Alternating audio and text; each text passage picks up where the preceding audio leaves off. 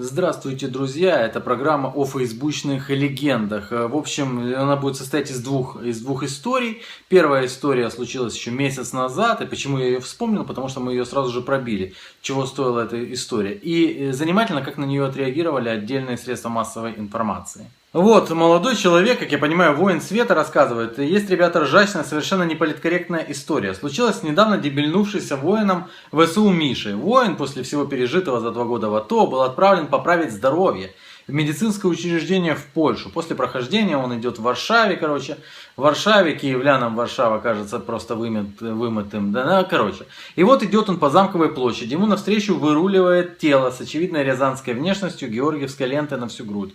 Идет москалык, щурится, та-та-та. Первое мгновение Миша хотел подойти, просто завести разговор, подискутировать, но вспомнились Саур-могила, обстрелы, братцы, Донецкий аэропорт, все такое, Логвинова. Остатки расстояния до Двуглавого пронеслись незаметно. В общем, не лишена такого художественного пафоса. Дальше все как в калейдоскопе. Сломанная челюсть и нос, лужа крови, мгновение появления копов. Дело, конечно, гиблое, Миша откровенно не прав, как ни крути, и все такое.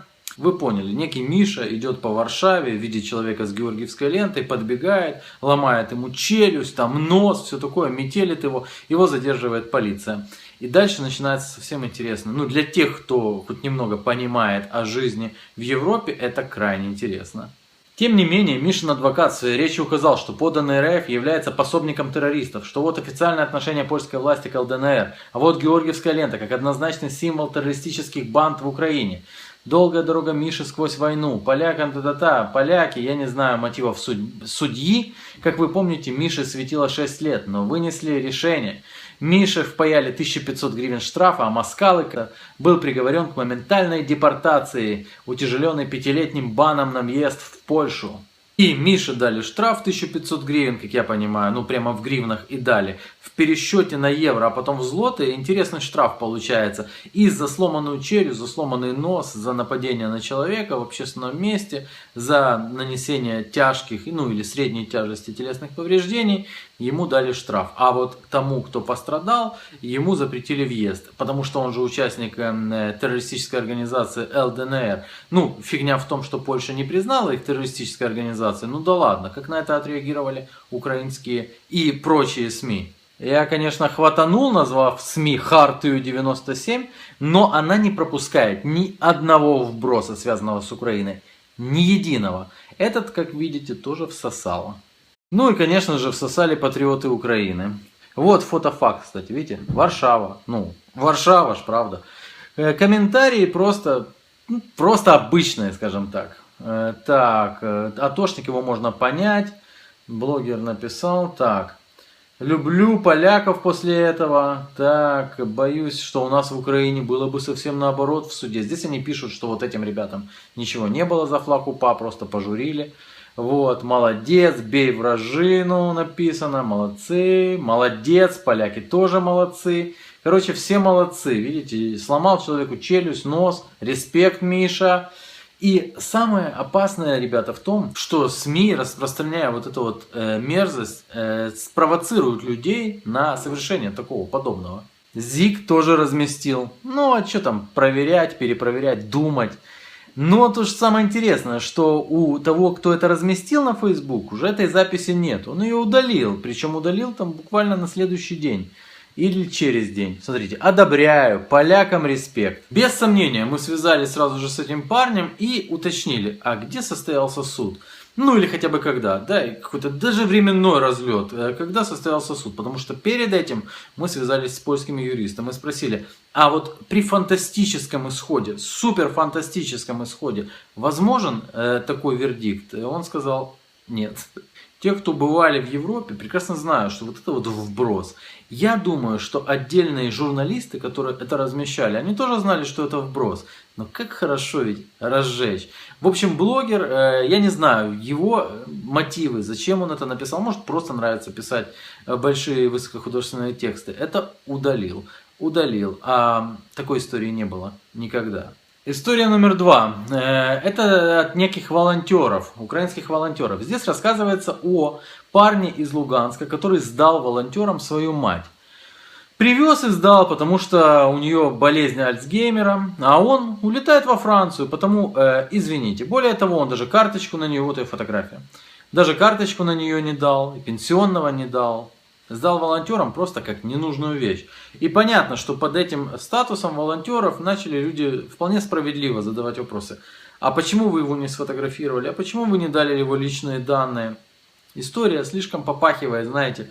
Ну, я решил, что история разжигательная, что парень из Луганска, знаете, как все они там в Луганске такие, что, ну, какая-то она слишком фантастическая. История оказалась абсолютно реальной. Мы отправились к волонтерам, но мы узнали чуть больше, чуть больше.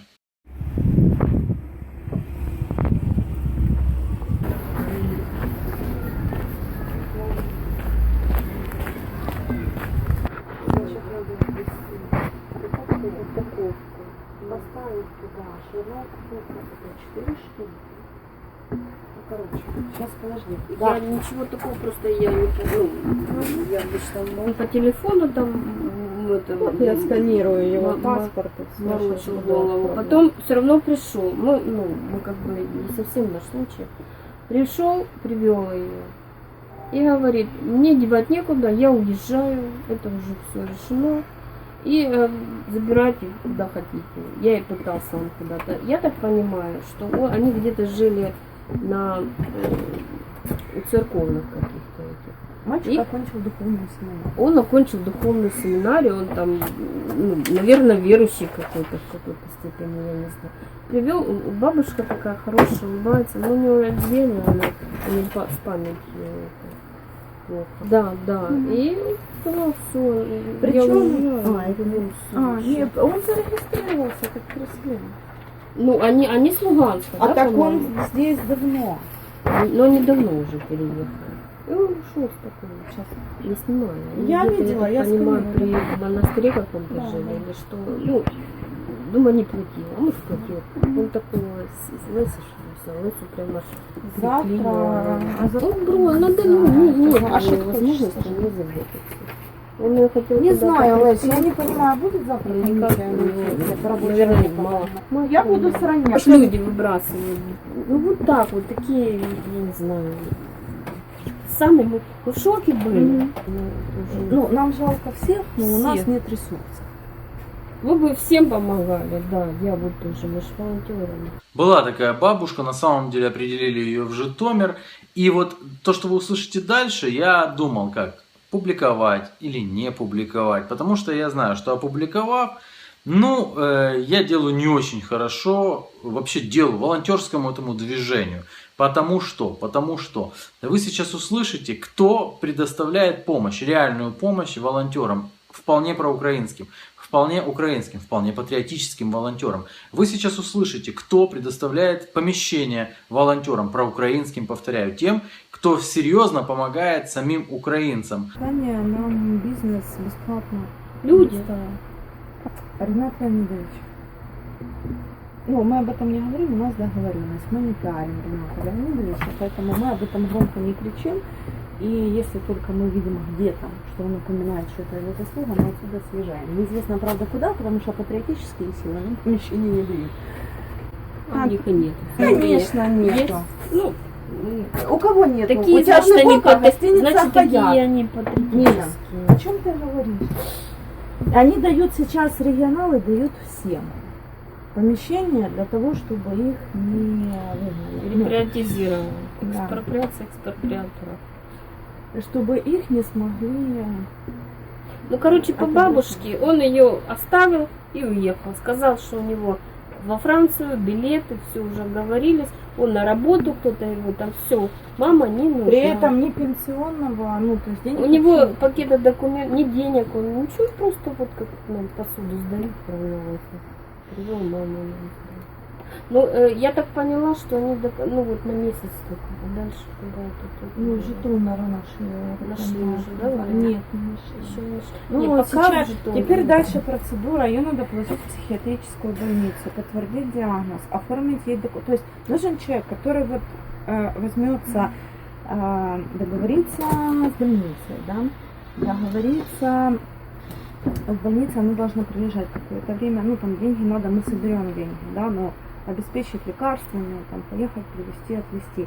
Да, Что это можно с- сделать с этим с- сыном? с- Это поставить ему палки в колеса Чтоб и не написать в посольство Франции, чтобы ему не дали визу, чтобы ему закрыли визу. Ну и все. Больше вы понимаете, что Или он ее аннулировали. сейчас, здравствуйте, хотя бы, заходите, он ее сейчас хотя бы привел, а в следующий раз он ее просто выкинет на улице и все. Кому вы лучше сделаете? Ну, он ее хоть к нам привел, она не осталась на улице. Да. А если он ее Присаживайтесь. выкинет? Ну, раньше вообще у нас толпа не было. Сейчас у нас нет возможности всем помогать. По сути, теперь, если этим волонтерам перестанут помогать из-за того, что волонтеры, которые помогают гражданам Украины и нашим братьям, из-за того, что помещение им предоставили регионалы, а помощь оказывает Ренат Леонидович, значит вся схема ничего не стоит. Значит, вся схема дутого патриотизма на самом деле дутая, и построена она из дерьма. А если она построена из дерьма, то ее не жалко. Пока.